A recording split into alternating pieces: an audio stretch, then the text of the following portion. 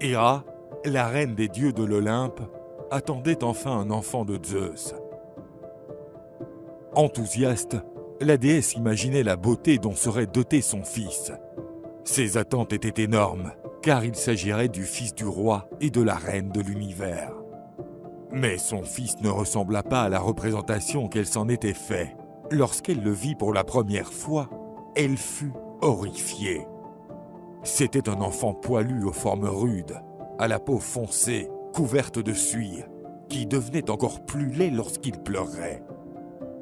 Folle de rage, la déesse annonça qu'il ne s'agissait pas là de son fils, et elle le lança dans l'océan depuis le sommet de l'Olympe.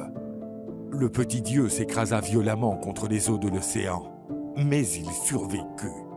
Il fut handicapé et boiteux pour le restant de ses jours.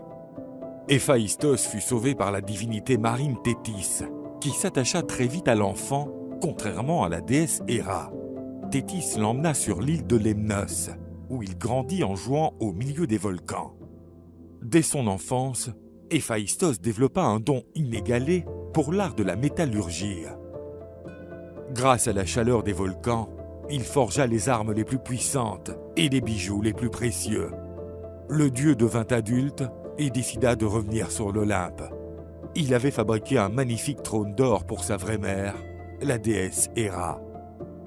Voyant son étrange fils revenir à elle, Héra sentit un frisson lui parcourir le dos.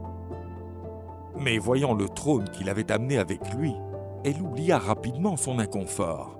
Elle fut ravie de son cadeau et voulut l'essayer immédiatement. Le trône était divin, resplendissant et confortable. Mais lorsqu'elle essaya de se lever, la déesse se rendit compte qu'elle était attachée au trône. Et personne ne semblait pouvoir l'en libérer, à part Héphaïstos, qui seul détenait ce secret.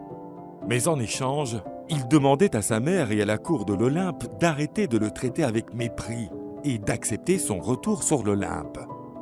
Ressentant de la honte, la déesse accéda à sa requête et fut libérée. Elle commença alors à le traiter avec le respect qui lui était dû. Pour terminer, Héphaïstos formula une dernière demande qui surprit tous ceux qui étaient présents.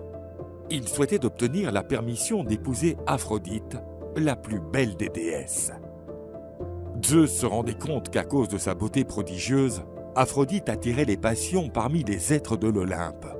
Tôt ou tard, des conflits apparaîtraient. Par conséquent, sans consulter Aphrodite, Zeus proposa à Héphaïstos de l'épouser pour éviter tout ennui à l'avenir. Par la suite, le jeune Héphaïstos